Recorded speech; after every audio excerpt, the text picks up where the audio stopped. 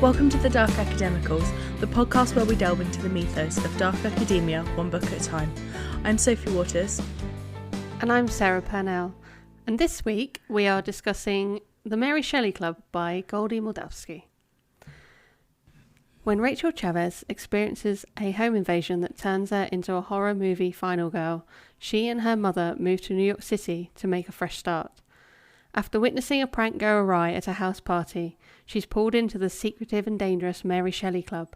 Freddie, Bram, Felicity and Thea find comfort and joy in horror movies and kill it at horror trivia. But it's the thrill of the chase that gives these bored rich kids the spark to carry on. But all isn't as it seems within the club, and the fear tests that the school sees as pranks might not be as harmless as they first seem. Dun, dun, dun. Just a quick note before we go any further. We actually said at the end of last week's episode that it wasn't released in the UK until the end of August, but we were in fact incorrect, and it's been published in the UK under The Last Girl since last spring. But it wasn't coming up on our searches, so we both imported the American hardback when there is a Kindle audiobook and UK paperback available under the UK title of The Last Girl. To be fair, heads up. Yeah, to be fair, if you're interested in it after this, you might be. The American version is prettier. Yeah, it's a much nicer cover and a better title, I think. Yeah. Yeah, the Last Girl just gives me thriller Riley Sager vibes, and I'm not here for it. But before we go any further, this is your big spoiler warning. We will be discussing this book in detail. We will not be hedging around plot twists. We will not be hedging around plot twists and spoilers or anything. So that is your fair warning before we get started. Okay, so there's also a whole host of trigger warnings and content warnings for this book. I recommend you go to Storygraph and check them out yourself. But just on the top, there are warnings for death, murder, violence, blood, stalking, bullying, panic attacks, kidnapping, drugs and alcohol, and yeah, I could go on. But those are the main ones, so do check those out if you still want to read it after we've finished with this episode. Right, so I'm going to start this with basically saying that we both hated this book, so take that into consideration here. It's unfortunately probably my least favourite read of this year so far. Really? Yeah. Yeah, I think it might be mine, actually. Of what I finished, because normally if I hate something, I don't finish it. Yeah, that's true. But me too. Obviously, didn't really have a choice. I will also say that I did go in with a slight bias, because Goldy Moldavsky's first novel, Kill the Boy Band, which I read back in, what must have been 2014, 2015, had some serious, horrific fat phobia. And I vowed never to read her again, because it just got brushed off and ignored, and wasn't happy about it. It's horrible. But, 7-8 years have passed, decided to give her another go, and there wasn't any fat phobia. No, there was a whole host of other issues. But... There were other issues, but there wasn't, in fact, fat phobia. And yet I still hated it, so, she's just not an author for me. Not for me. But yeah, that is just a warning sign for if you do want to go and read anything else of hers, which, that's your choice. If you enjoy it, then more power to you. Yeah, absolutely. Yeah. But I won't be reading anything else from her. No, me neither. Mm-mm. So I suppose we'll get into it and kind of try and figure out what would make this title a Dark Academia title, if it is at all, and why maybe people might assume that it is. Mm-hmm. And the first thing we have on our list is a higher education setting, often on campus, and usually elite or exclusive in some way. It's absolutely elite and exclusive. Yeah. It's a Manhattan prep school, Manchester Prep, on the Upper West Side, I think. So, yeah. Or on the East Side. I'm not sure. It's near Central Park, I know that much. Well, Central Park runs through the middle, and then there's the East Side and the West Side. I've been to New York once. My geography is a little bit sketchy. I think it's on the West Side because it says something about Museum Row. Yeah, it's not far from the Met. I feel like I get Gossip Girl vibes. Although the Met's on the East Side. I don't know. Doesn't matter. Not important. Expensive. Very expensive. Very exclusive. Very Constance from Gossip Girl. Yeah. But it's mixed. But it's obviously not higher education. But it is a... What's the word? It's a high school. So what's the American word? It's a high school. It's a high school. It's a high school. And the only reason that Rachel goes to the school is that her mum teaches there. Yeah. But the rest of the kids, you know, are town cars pick you up from school and, you know, brownstones on the upper whatever side of Manhattan. So it is that kind of Gossip Girl kind of setting. Yeah, uniforms. Yeah. The whole shebang. Although I'm not entirely sure why her uniform fits so badly, but it was just another little detail that annoyed me because it was the way it was. Everyone else had their skirts. They're supposed to, like, what was it, brush the knee. Yeah. And everyone else had theirs, like, thigh brushing length. the thigh. And yet hers somehow brushes her shins, which seems very long. Like, how do you get it that wrong? Unless she's just, like, 4'8". Which I feel like would have been mentioned. Yeah, it's very odd. I guess it's that just a really heavy-handed way of going, oh, she doesn't fit in here, she's poor, you know. Which we'll touch on. We will touch on. Mm-hmm. So obviously, as comes with this kind of setting, there is the old Gothic architecture, which we look for, but it's only so briefly mentioned, but it has no weight or influence or place in the story whatsoever, does it? No, I mean, they don't actually spend that much time in the school at all. I mean, yeah, it is literally described as Gothic, isn't it? In the first kind of description of it is Gothic. Yeah. But they don't spend that much time at school, really. Barely any at all, really. I think it's like at the beginning and at the end a little bit, but it's pretty much it. Yeah, everything mostly takes place in Bram's house. Study. Yeah. Yeah. Which is quite Gothic-y in the sense that it's got the, I don't know, it's got a Grecian urn. I remember that. I'm going to try and school my voice to be less disdainful with everything that I say. Let me try that again. It has a Grecian urn and some other artifacts. Yeah, there is a comment, isn't it? Like, there's a Picasso in there, and yeah, he sits in a big like what they call wingback armchair. Yeah. Yeah, it's very much. It gives that kind of like academic, professor's luxurious study. Like, that kind of vibe, which does fit. It really does. Yeah. But there's just no feeling in it. Oh, it's very flat. I found it very flat. Yeah, there just isn't an atmosphere, really. No, for me anyway. Whereas when we have titles that are instantly, like, we know fits the Dark Academia kind of feel and vibe, there was none of that for me. Definitely not. Because, like, one of our other tenets is, like, a dark, moody and or haunting vibe. And it is dark. It is absolutely dark. But it's more dark.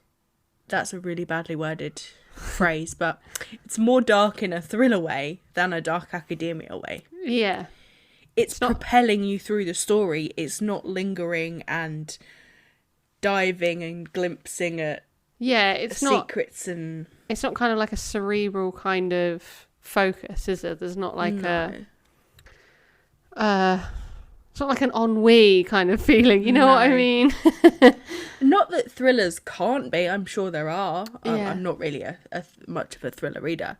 But this just hit that kind of pacey commercial thriller vibe. I think, I'm not saying that YA young adult literature can't fit our criteria at all, but it leans too far, I think, into the teen speak in the writing for it to kind of give you that overall dark academia feel.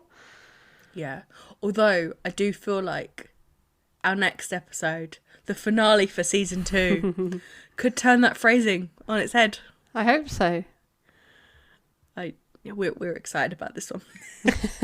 We need it. We need it after the Mary Shelley Club. Yeah. I think the thing is with this author's writing is it is very what's the word? Uses a lot of slang and a lot of like colloquial, isn't it? It's very colloquial and which makes it very easy to read. Like it's very easy to keep turning the pages, but there's not a lot of substance. Yeah. I mean, it's nearly 500 pages and I read it in 2 days. Yeah. It's very easy to read. It's very easy to consume. But it's just a bit lacking in substance and grit to hold on to, really. And I think that carries through with like what this novel is preoccupied with. So our kind of focus through Dark Academia is a preoccupation with classical studies, either Latin, Greek, philosophy or literature. And this kind of goes with horror movies. Yeah, it almost, I think, again, another reason why we probably thought this could be like a Dark Academia title is because of the Mary Shelley reference. So we could have had the literature aspect, but the club doesn't really focus much on the authors, like on the literature. You know, it mentions Mary Shelley, it mentions Lord Byron and Percy Bysshe Shelley, but it doesn't actually go any further than that. Yeah, they write a paper on her, and I think her and Bram argue about the position of Percy in Shelley's life. But it's very brief, it's very kind of dropping it in. It's trying to legitimise the name of the book and the name of the club. I think it's not really... I think their focus on Mary Shelley is the link through the adaptations of Frankenstein, because they are horror movies. But Frankenstein, Mary Shelley's novel, isn't a horror novel. No. And I think those two things are compounded in here in the wrong way. I think again you could have changed the name of the club to almost anything and it wouldn't have actually impacted on the story, on the narrative. No, it wouldn't have made a difference at all. I think it was missing those kind of academic, or not even necessarily academic, just clever ways that an author could weave that into the story. Yeah, I think even if we went with the horror film aspect, because they're all very like academically almost like immersed in like horror culture, but if they'd have picked almost like one and then ran with that, I think it could have been more impactful than kind of like just picking from all of them. Because they go across the board, don't they? They go, oh, they like slashers, they like classic like Amityville horror. Like it's not a it doesn't drill down into a specific element of a topic in the way that Dark Academia usually does. Yeah. You know, because like obviously in The Secret History it's very specifically Bacchanal and Greek tragedy and things like that, and in Shakespeare in If We Were Villains it's Shakespeare's tragedies and we drill down in that.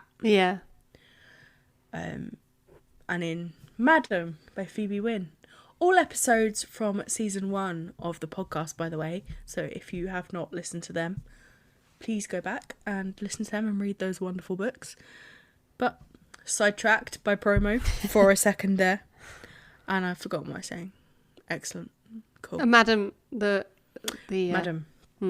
Yeah, so that's Greek mythology and the roles of women and escaping their patriarchal prisons. But there's nothing of that depth here. But very easily could have, because if you run with the title that the UK has gone with, The Last Girl, you could have easily kind of stuck with horror films. I know it's a trope that appears in a lot of horror films, but you could have picked a few like iconic kind of horror films that kind of have that element of that victim girl. Yeah. Who, I don't really know how to explain that trope properly. I know what you mean, yeah. I think the final girl, I do have an issue with the way that's portrayed as well, which we'll touch on later, so don't let me forget. But yeah, it's just doesn't dive deep enough, really, to kind of tick this off for us. No. Murder, however, nails that.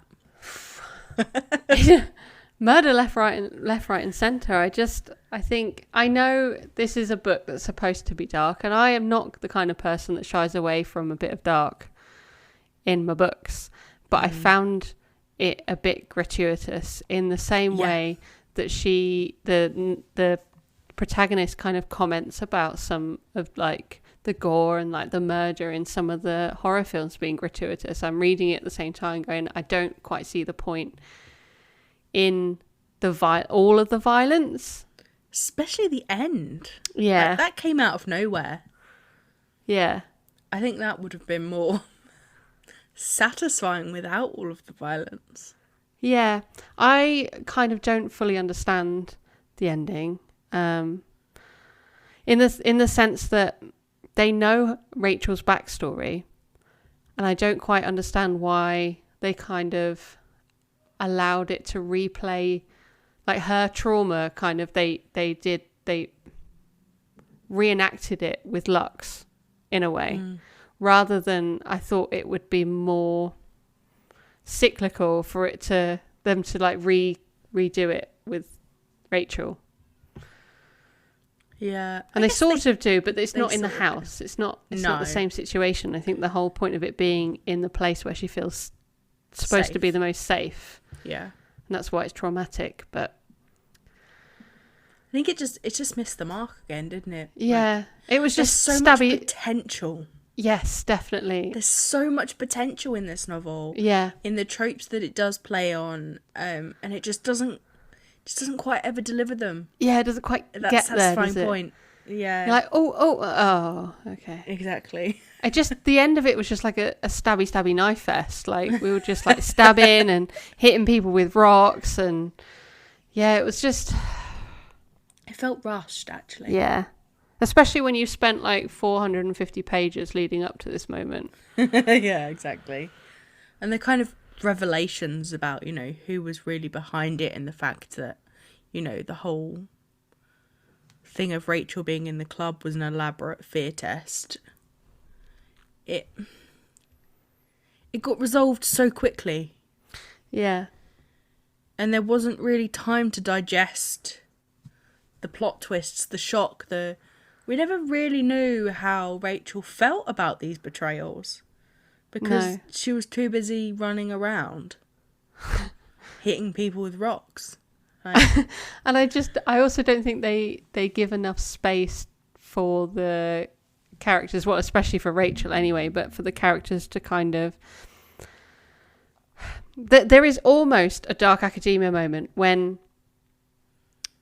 let me get her name right, she's not called Sandra, is offed, like, regardless of whether she fell or whether, whatever culpability happened, people have. But it's almost a Dark Academia moment where they're all like, oh my gosh, we're actually going to get in trouble for this. Like, they're going to find out. But it all, again, gets tied up really neatly. Like, there's an autopsy and they kind of assume that she was taking drugs, and that's why they get away with it without any stress. Yeah, there's not enough time for that kind of like pressure cooker to explode, which would make more sense for like an ending like that to have occurred if there was more chance for, you know, somebody might want to go and tell the police or go and tell a teacher or has already told someone else, so then they have to kind of get the stabby knife treatment. But yeah, and then that happens again though when Saundra's plaque is sprayed. And it just fizzles out again and it's written off by the fact that these kids are rich and have powerful parents. Yeah. You know, and there's a vague threat from the principal, who weirdly is called Arsehead. Or Arsehat or something. The assistant headmaster is called Asshead. Because he's the assistant head, so they call him Asshead. It's so stupid and it tripped me up every time. Asshat. Could you imagine?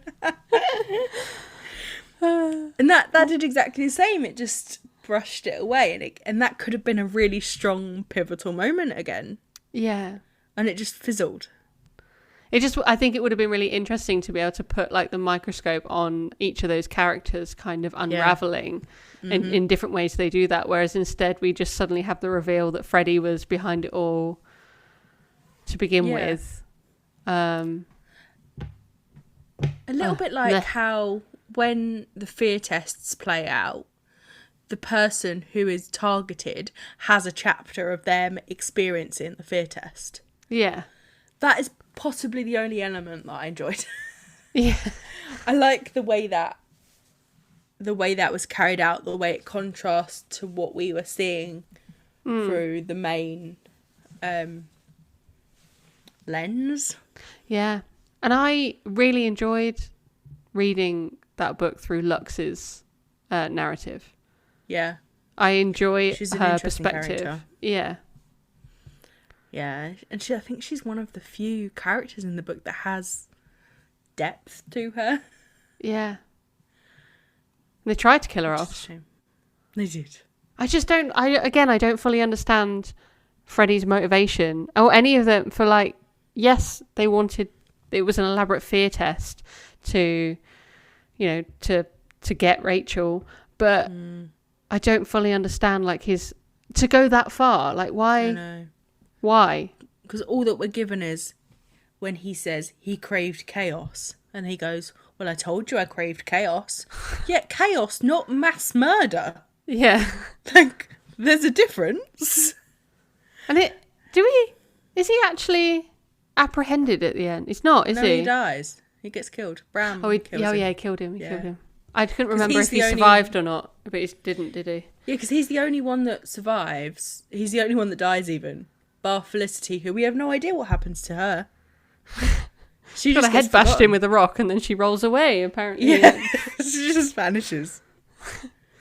I mean, it's not like rich girls go missing without some drama, you know?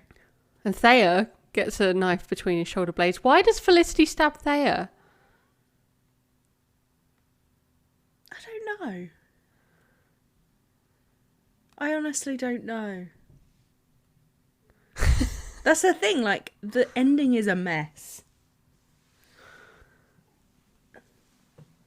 And then Rachel goes to visit Bram in hospital. Like, why can't you just wait until he's out of hospital? Give the boy a minute. Yeah, I know. Give yourself a minute. Just send him a text. Yeah, exactly. I don't know. So, yeah, murder. Lots of murder. Lots of that. Accidental death, manslaughter, murder, all of it. Yeah. So, hero worship of a particular figure or author. No. Not really. No. There's of movies and directors. And obviously, Mary Shelley is like their title of their club, but they don't. But not with any actual link to her, really. No. Like, they don't have an emotional connection to her. They don't have an emotional connection to Frankenstein. They like what she created and how that was then adapted into movies. Yeah. You know, there's no actual link to her. There's no exploration of her ideas of what she was saying, except when they wrote the paper. It's like the last line of the paper, which is obviously like a big deal in the novel. It is, but it's nothing. Okay, you can, if you're going to read it, you read it. But yeah, if I can find it. It's nothing that we don't. It's nothing new. It's nothing like shocking. It doesn't. No, it's. I mean, then it was groundbreaking in the novel then, but. So Bram's written the essay, and she kind of flips to the back to like read the last bit, and yeah, it's not a conclusion that's gonna like shock you. Do you know what I mean? Like it wasn't anything. It wasn't a different take. I think that's what I'm trying to get at. It's just a well-known, well-accepted kind of viewpoint of Frankenstein. Yeah, if you read the book, then you know that. Mary Shelley's message was clear. Real monsters aren't the ones created by man. The real monster is man himself. Wow. Sorry, no, we're not having that tone, Sarah. No. Yeah.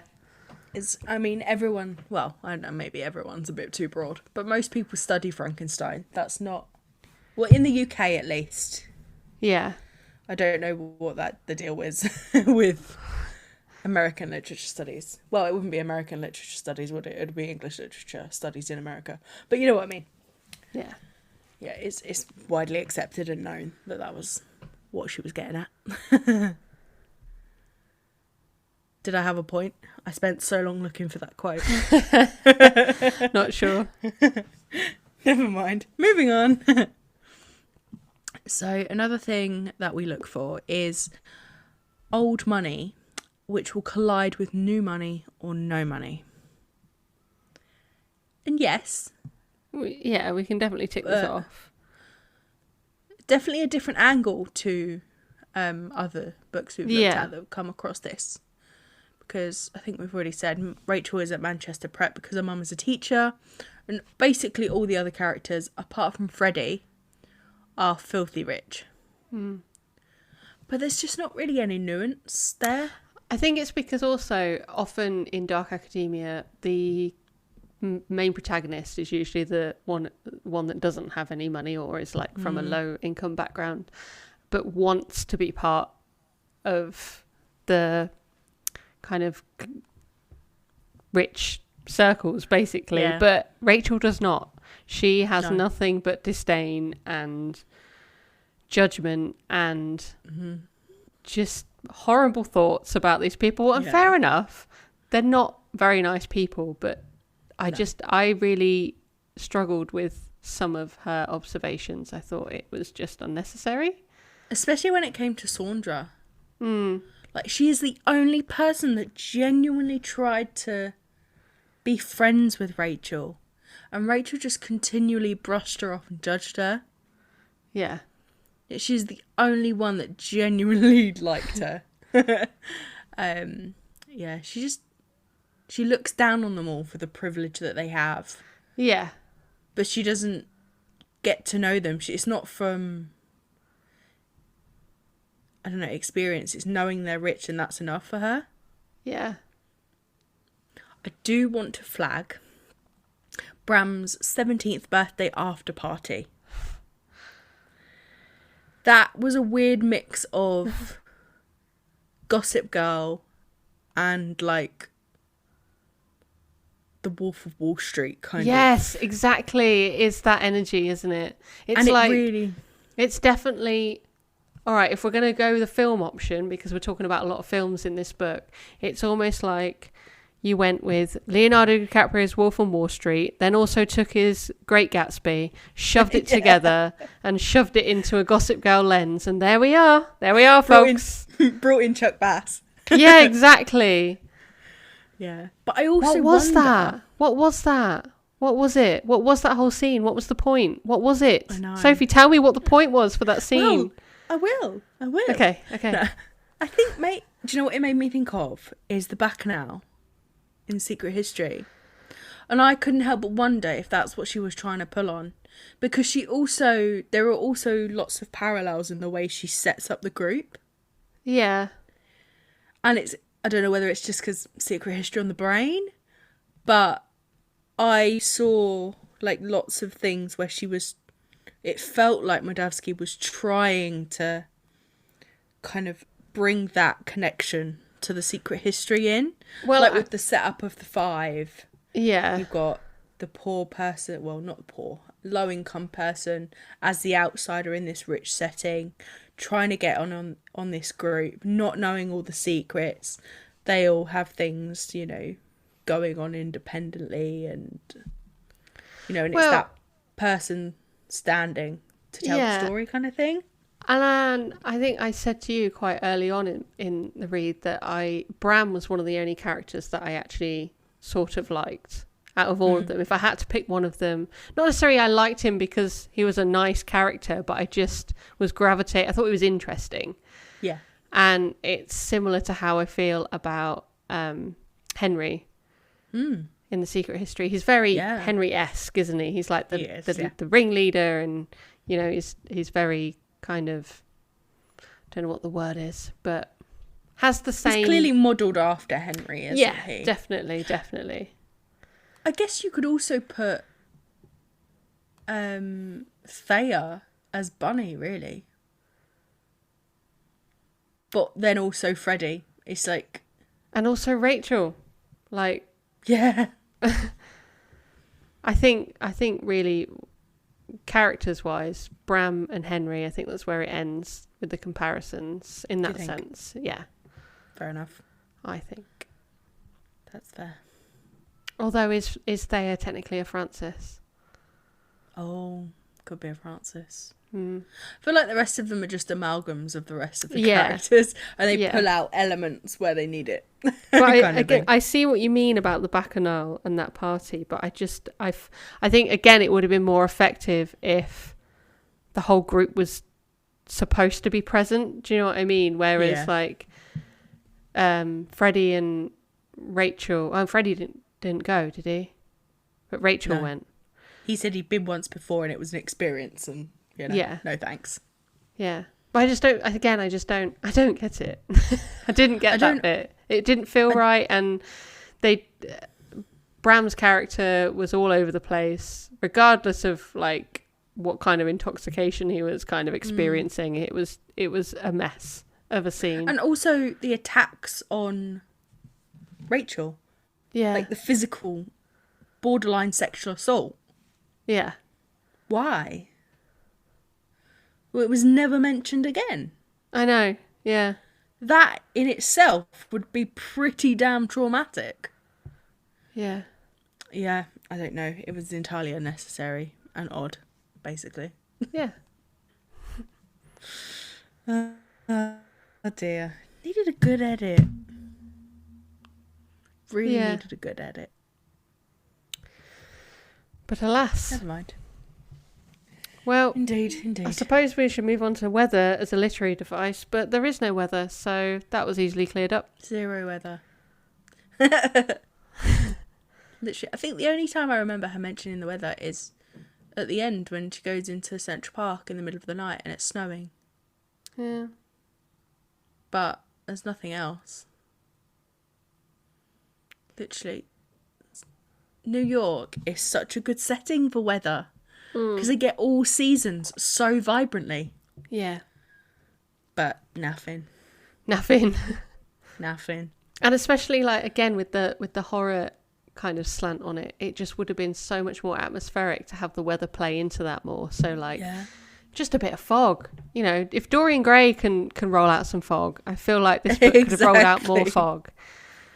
Exactly. Especially in New York. Like they get fog, especially at that time of year, and New York in the snow is bitter and painful, but also beautiful, and it's such a good contrast. And it was just like teeming with rain as well, like the way that could have changed some of the scenes, or like been almost like the reason why they had to be in certain places and stuff. Like it could have been more of a it could have been a player in the story, couldn't it? Yeah. But it wasn't. It wasn't. Our final tenet of Dark Academia is underdeveloped social skills, or the protagonist is portrayed as an outsider. And that is a big fat yes across the board. Yeah. I found Rachel abhorrent. Like, there was nothing redeeming about her.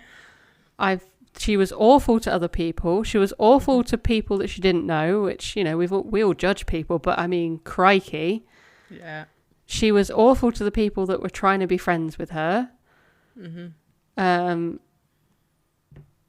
She also said she like turned everything on herself as well, didn't she? Yeah. It's only like right at the end where she suddenly starts to be like, oh, shouldn't we talk about the fact that somebody is dead or something, like somebody has died or whatever.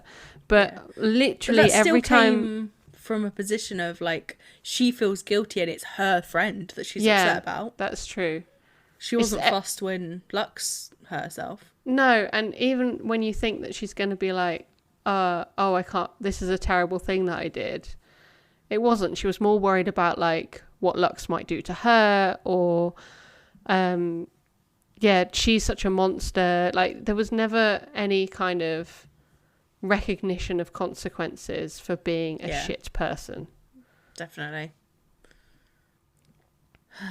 Not good. No responsibility but taken. Obviously, you know, she's not a snotty rich kid, so she's obviously better automatically. Obviously. Oh dear. I love that our next section is criticisms and interpretation of isolated elements. We've literally just criticised all the way through. I think we've honestly covered all of my points, bar one, already. Yeah, I think, I don't know what's on your list. So I was talking about the secret history parallels and the, you know, complete lack of character growth and depth. The only other one is the setup of the final girl trope. Right. So the final girl trope in horror movies is that it's the one person that's left after a massacre or an incident who is left to tell the story. Traumatized, broken, a bit shattered, you know? And I feel like the Mary Shelley Club kind of is set up as this final girl taking agency over her fear, you know, getting back on track, overcoming her panic attacks and everything. But as well as then inflicting that on other people, she also just gets made the final girl again. And all of that agency is completely stripped away because she's been played the entire time. Yeah. And it just, like,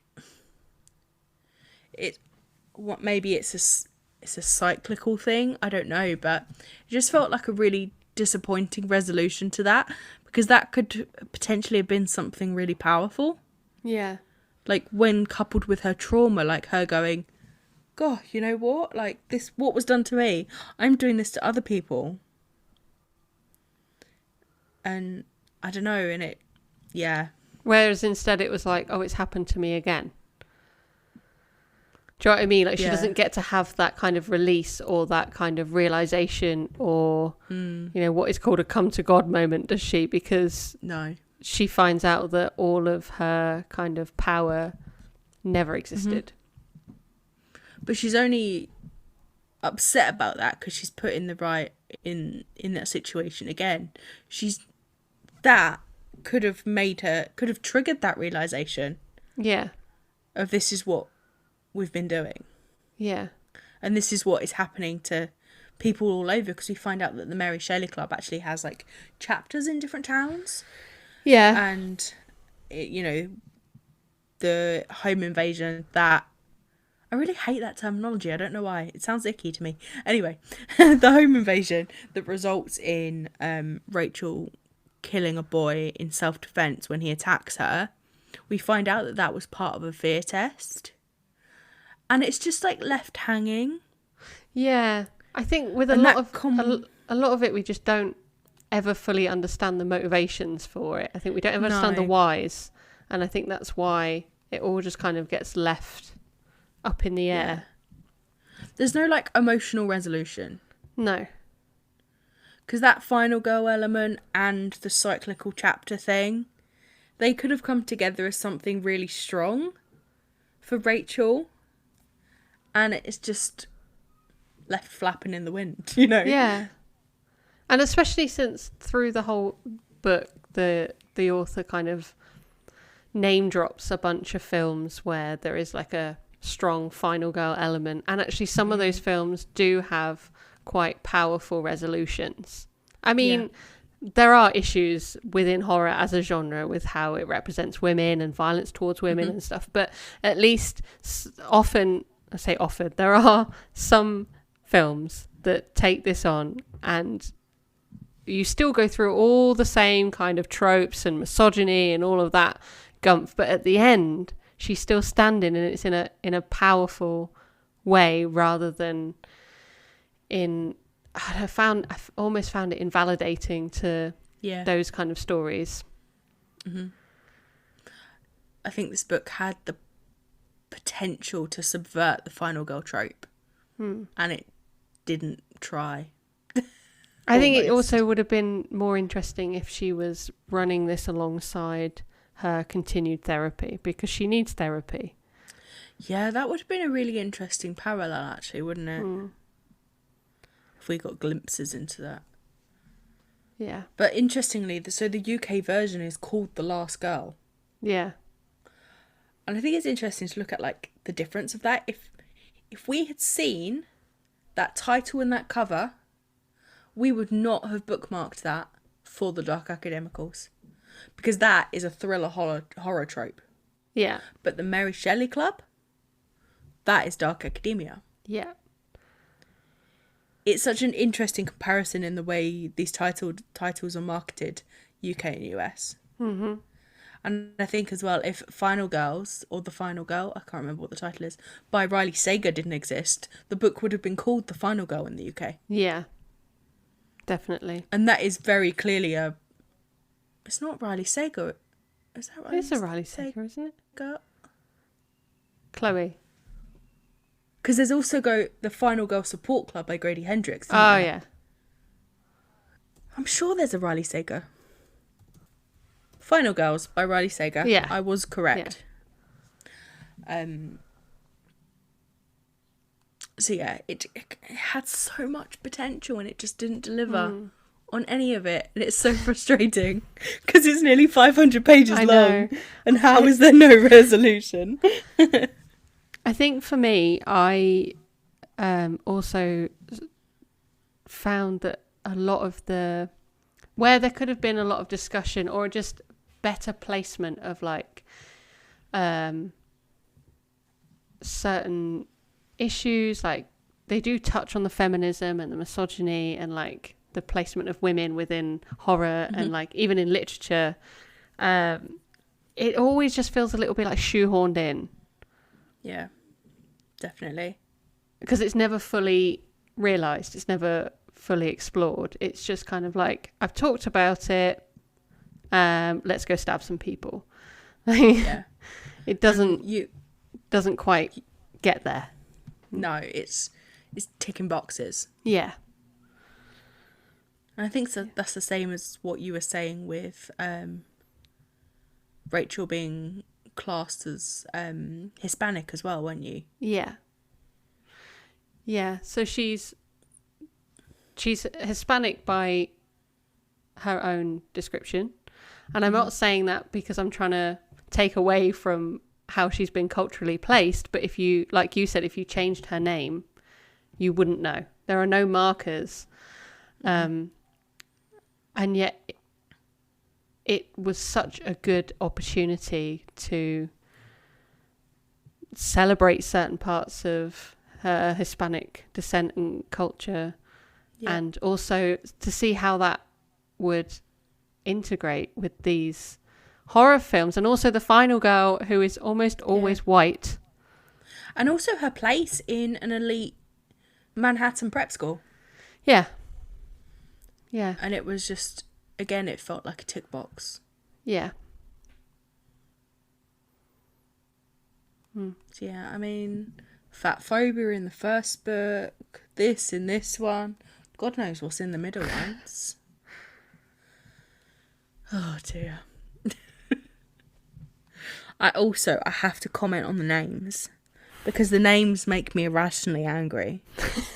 I'm sorry, but Lux, Thea, Bram Stoker, Freddy is Freddy Krueger, Rachel is apparently the main character in the Halloween franchise. Haven't seen them, but I did Google because I wondered if there was some connection there, and it all just really pisses me off, honestly. Like, these names are ridiculous and stupid, and they annoy me. It just didn't need to be every single name. Didn't need to be a unique name. I know. Like, I know people have unique names, but there are common names because common names are common. Yeah. And if you name every single character like something that references something from horror because you can, it just feels forced. Mm-hmm.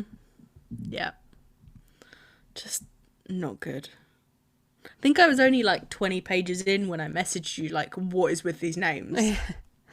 I got Bram straight away, and I got Freddy, and I was fine with those. I think Freddy and Bram, and obviously Rachel, because it's not in your face and obvious. But then when every single character kind of had a link somewhere, I was like, no, come on, stop. Yeah, it's overkill. Yeah. Too much. Way too much. So yeah. In conclusion, we did not like this book. No, not really. Basically.